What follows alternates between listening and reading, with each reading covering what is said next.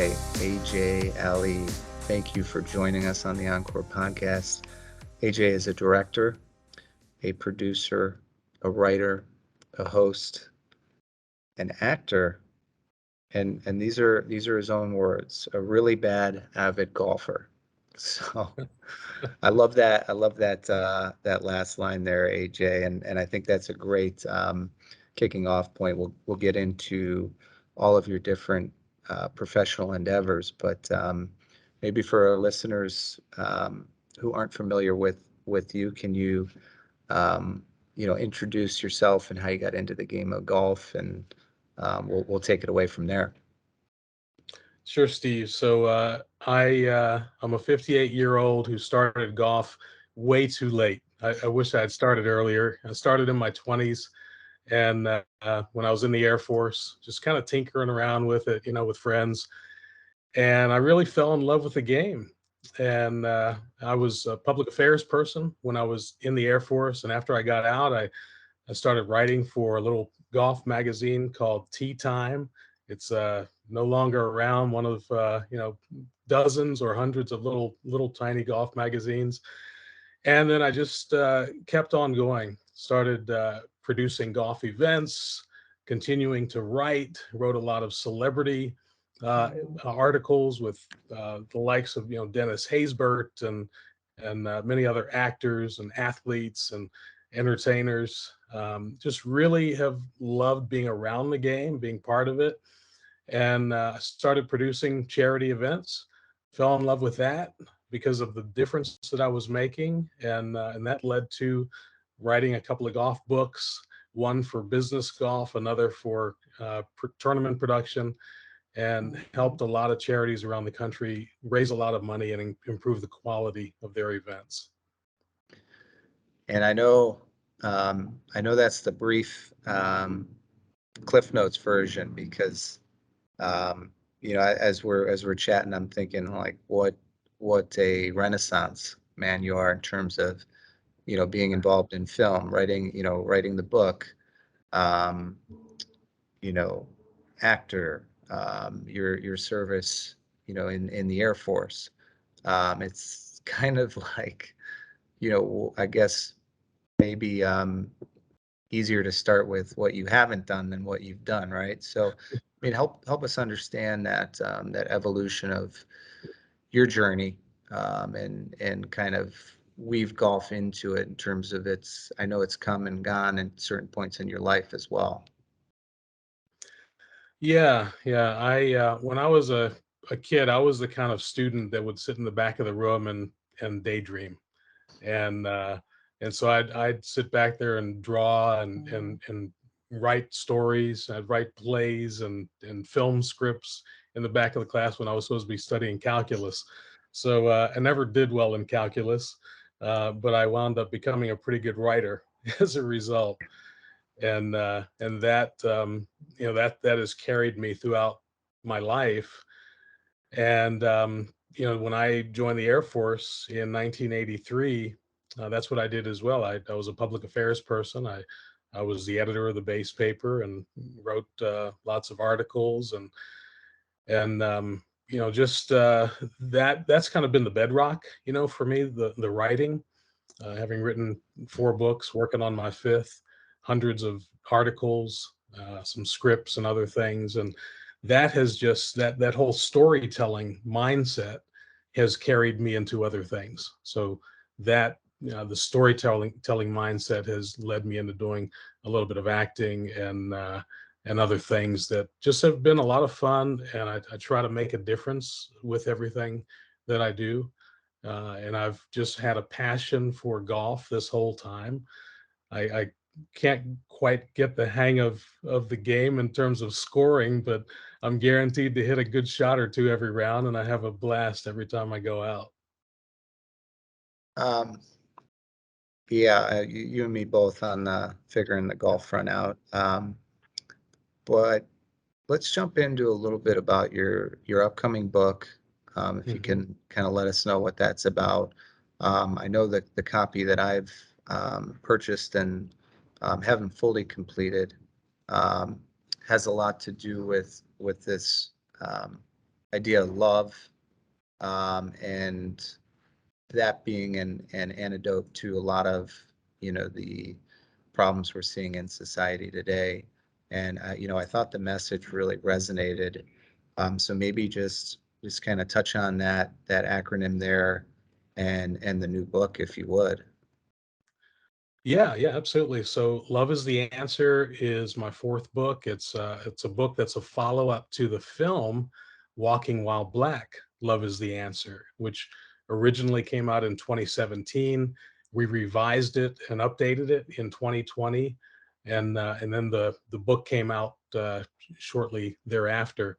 Um, I'm sorry, the Love is the Answer book came out earlier in that year of 2020. The book is about bringing people together. I originally did the film and wrote the book to improve police community relations. As a Black man in America, I've been racially profiled and stopped by police dozens of times.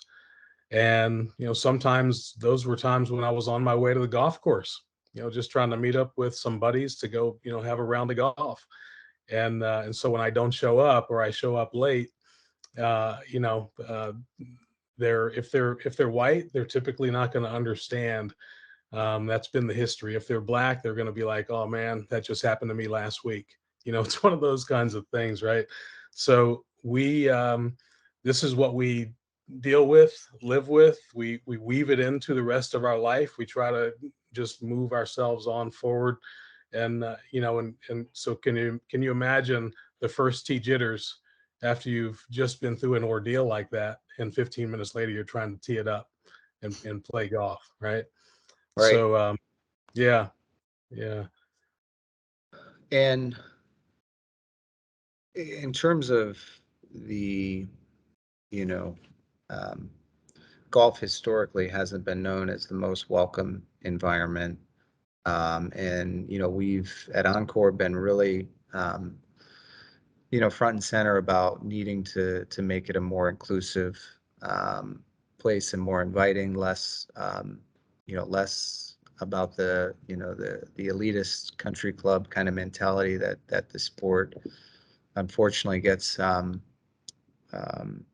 you know, um, portrayed as. So maybe help our listeners understand, where you think the state of golf is in terms of, have we made improvement as, as a community, as golfers, as an industry, and where you think, there still is room for improvement. Oh, sure. Well, first of all, I want to applaud you guys. Encore is a game changer. You guys have just brought your hearts to the table. You're making a difference. You're highlighting people and programs that are diverse, and I appreciate everything that you're doing for the game. I Appreciate that. believe yeah, yeah, it's from the heart, man. I love the products, but what sold me on you guys, was meeting all of you, and I just knew when I met you guys that you were going to do something special. This is before you guys blew up, you know, and I just knew that you guys were going to come out with some really great products. So golf as a whole, though, we have a long way to go, brother. I was looking at a website the other day after seeing that there was a guy who got hired as a DEI, which is diversity, equity, inclusion, and I thought, wow, that's progressive for that company. And then I went to their website and I went to their leadership page, and there's literally 33 photographs. I'm not going to say the company name because I don't want to embarrass them. 33 photographs of leaders in the company, 28 white guys and 3 white women. That's it. and Right. and that's what I see today in 2022 at most golf companies, most country clubs, most golf courses. If you look on the wall and see the leadership, it's usually white guys. And nothing against white guys, but there's a whole lot of other diversity out there that I think if the game from the business end, I'm not talking about like kids at the first tee programs, right? I'm talking about the business end of golf because representation matters. If there were more diversity there, I think we'd see what everyone in golf wants to see: more play, more money spent, right? More participants all the way around. So you're talking about more golf balls sold, more golf clubs sold, more rounds, more lessons, everything. If the golf industry wants to see a 10% bump in revenue, just become more diverse, and that'll happen overnight. The other thing is the culture of golf lends itself to diversity. It lends itself to just people getting to know each other and having a good time and meeting new friends and going to exciting places, and so just by its very nature, you guys have the world ambassador for golf, Gary Player, right? He made a huge impact in my life, not just in Yeah. my golf career, but in my life. He was the guy who really inspired me to follow this path and make golf a big part of my life. So I think, yeah, the golf world could benefit from more diversity. Yeah, no, that's interesting that you say golf lends itself to diversity, because so often the perception is the opposite. But when you say that, you kind of open up a new way of thinking about sport. So, and I was hoping you would talk a little bit about your interactions with Gary Player, and um, share some of those stories that you've shared with me, Yeah. kind of behind the scenes, because I thought that was just incredible when that YouTube video you shared with me. Yeah, so in 1991, I was working for that Tea Time Golf magazine, and Gary Player was opening up River Run Golf Course in Berlin, Maryland, which is Ocean City area. And I went uh, to the opening, and it was like me and like 200 white guys, right, over the age of 60. and and Gary Player saw me from across the room and walked over and introduced himself. All right. And he told me something that really, really sunk deep into my heart. He said, "You're gonna love this game," because I told him I was, a fairly new writer, right? And I really loved it. And he said, "You're gonna love this game, but sometimes it's not gonna love you back. And you just gotta press through that because the game needs you. So you keep that in mind, and this game will reward you over time." And I never forgot that. And he was 100% right. The second story, I wish there were a lot of other stories in between because I really love the man, not just what he's done for the game, but the man himself, with what he did with Lee Elder and other great things that he's done. But the second story is Bay Hill 2014. I was there writing, and I met him in the press room, and I got an opportunity to interview him. And you can find that interview on YouTube if you just type in Gary Player, AJ Ali.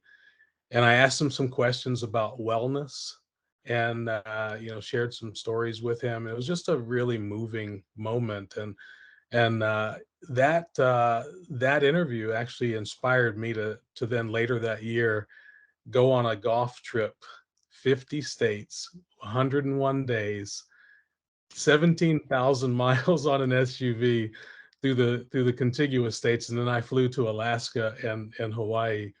But I promoted wellness on that trip, and I used golf as the platform to do it, and I launched Wellness 101. I've been doing that ever since. And remind me again the year you started that road trip, epic road That trip. was that was 2014, so that was the summer of 2014. Might have been right around when we met, I believe. It Because could have I been at the PGA show. Yeah, I was reading about that, your story, I believe it was in your book, um, about that road trip. And we had gotten involved with another gentleman who did 50 rounds of golf in 50 states in 50 days.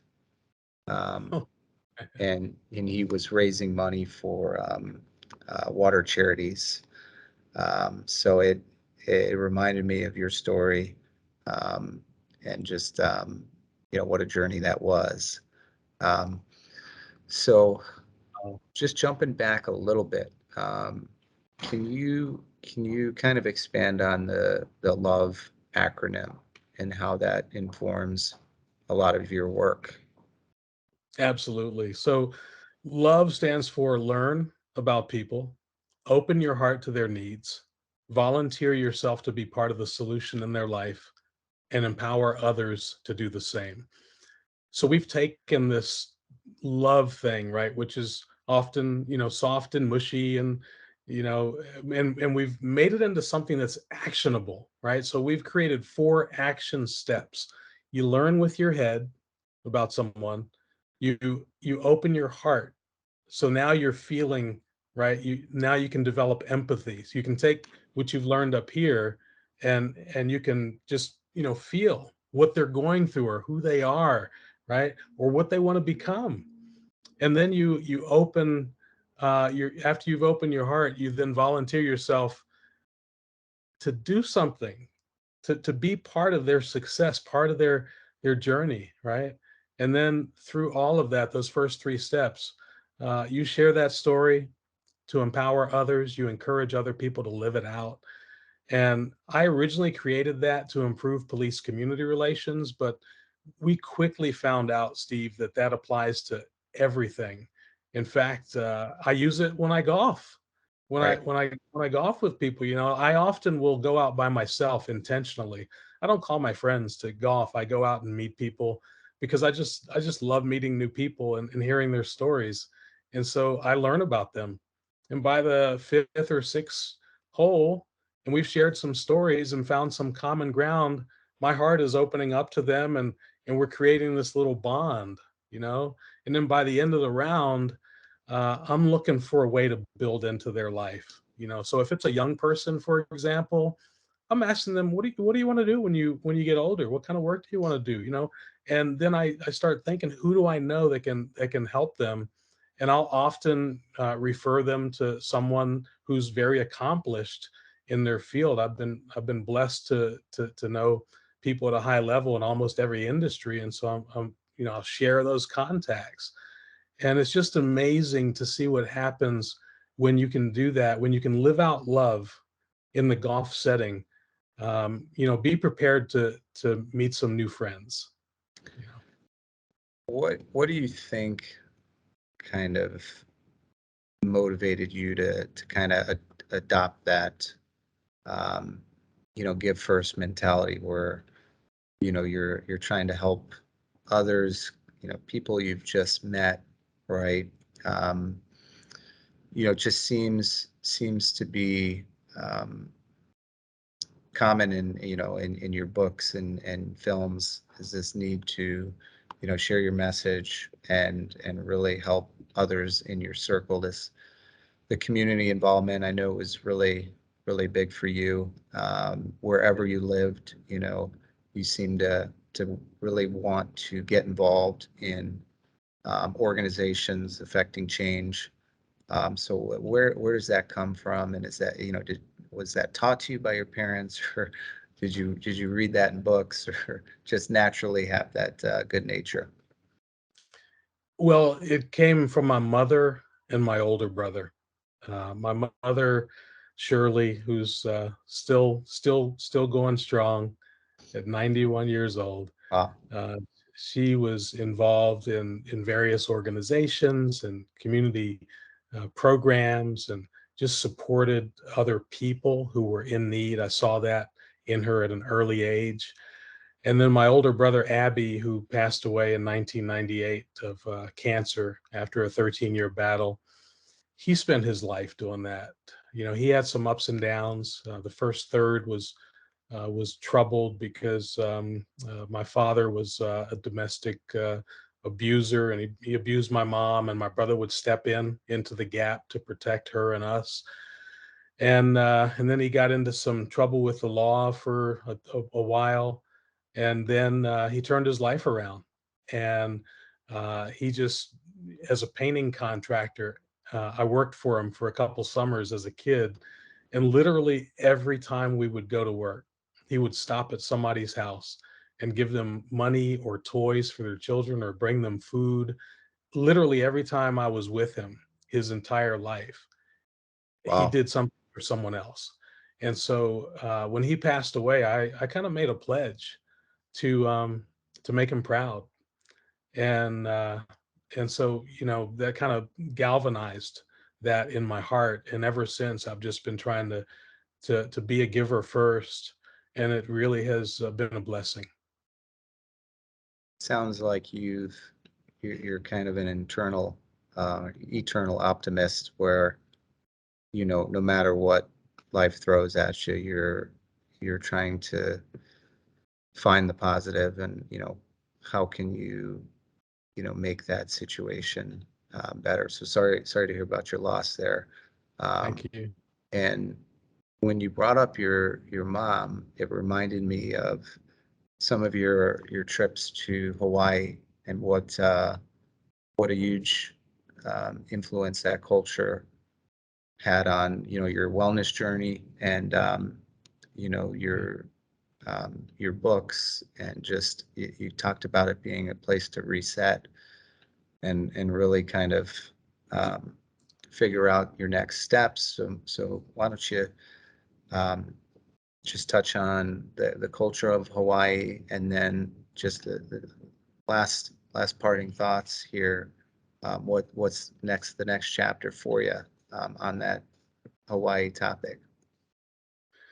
Yeah, so Hawaii has been a big part of my life. The first time I went was age 9. My father took me and my older sister over, and from the moment we landed there. I just felt like I was home. It was like the island was speaking to my spirit, you know. And later in life, my mother, who worked for NSA, she got stationed over there at Pearl Harbor. And so I would spend time over there while she lived there, she and my little sister. And then as an adult, I've been there many times. Finally got to take my wife over there for our 24th anniversary. We've been married 28 years now. And Congrats. yeah, that's my greatest accomplishment. And but Hawaii has just spoken to my heart every single time I've been there, and every single time something major has come out of it. Just the spirit of aloha, the uh, the way that people treat each other as ohana, which is family, and that's extended family as well. So I have many friends there who are my ohana. They're my extended family. There's a term in Hawaiian called ho'oponopono. It's one of my favorite words, ho'oponopono. You can't help but smile when you say it. It deals with forgiveness, and starting with yourself, forgiving yourself and then forgiving others, and just being in a space of gratitude and sincerity with each other. And between those three things, aloha, ohana, and ho'oponopono, those have become guiding principles for me, and I try to share that, everywhere I go. If for anyone who hasn't been there, I encourage you to take the time and go and get away from the tourist places and just feel the true spirit of the islands. It doesn't matter which one you go to; they're all special. And I wish that the rest of America, the mainland, could embrace the aloha spirit because we need it, brother. We Yep. really need it. So I'm trying to do my best to spread it. Yeah, no, that's awesome, awesome stories, and it's amazing what a different location and culture, how that can inspire and inform you. For our Yeah. listeners, maybe whether they've been or not, but is there a nice golf recommendation you could throw in there, Yeah, so they can sure. experience the aloha and ohana vibes there? Yeah. Well, if you want to Well, this course is closing, unfortunately, Ko'olau. It was like the third hardest course in the world, and they're closing it. I got to play that, and it killed me, but I loved it. But Turtle Bay Resort, I absolutely love it there. I just love the whole vibe. My wife rides horses, so they've got horses there. They've got Wow. great golf. They've got great food. The water, the views, everything spectacular. So that's my go-to. The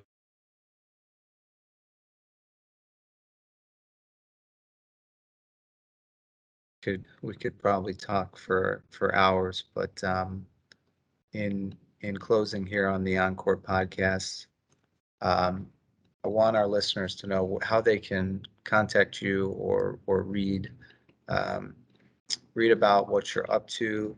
So just give us kind of the next chapter, um, what you're up to, and then a good way for listeners to connect with you and your message.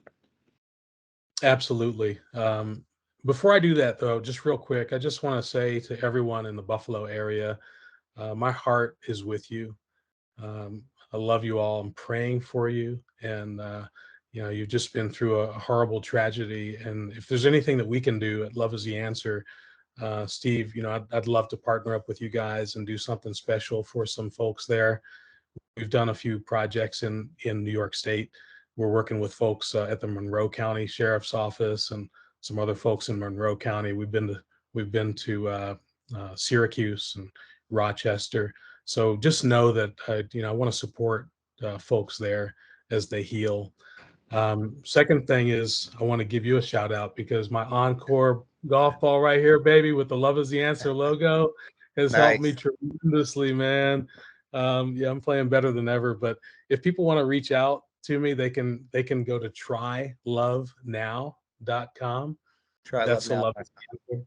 Yeah, that's the Love Is the Answer website, trylovenow.com, and see all I'm gonna. about us. Reach me there. Oops, sorry. Drop my pen there. I want to take a note of that because we will link that um, in the when we launch this podcast. Awesome. Trylovenow.com, you Dot said? com. Okay. Yes. And Yeah. yeah, thanks for being a supporter of the Encore golf balls. And I know you've shared some stories from the course about out driving your fellow companions and Yes. turning them onto the golf balls. So much love Yep. there. Um, so trylovenow.com. Okay. And um, the did you touch on your your next uh, your next goals, your next chapter there? I got distracted for a second. My Yeah. apologies. And Oh, thank you that's okay. That's okay. for the shout out to the Buffalo community. And appreciate your support and efforts to help the community heal and grow from that tragic shooting. So thank you. Yeah. Yeah. It's my obligation, my responsibility, and definitely, reach out. Anything we can do, we're here. We spent 10 years developing film, book, workshops, mentor class, other products to help people learn how to love themselves and love others. And we have a 30-year business plan. So the next 10 years is all about training leaders and not just CEOs and generals and police chiefs, but young people. We want to train up the next leaders, right? So we're training right now high school kids and college kids to become the generation that leads us out of this trouble that we're in, bro. So we're going to spend 10 years training leaders, and then the final 10 years, Lord willing, I'm still here.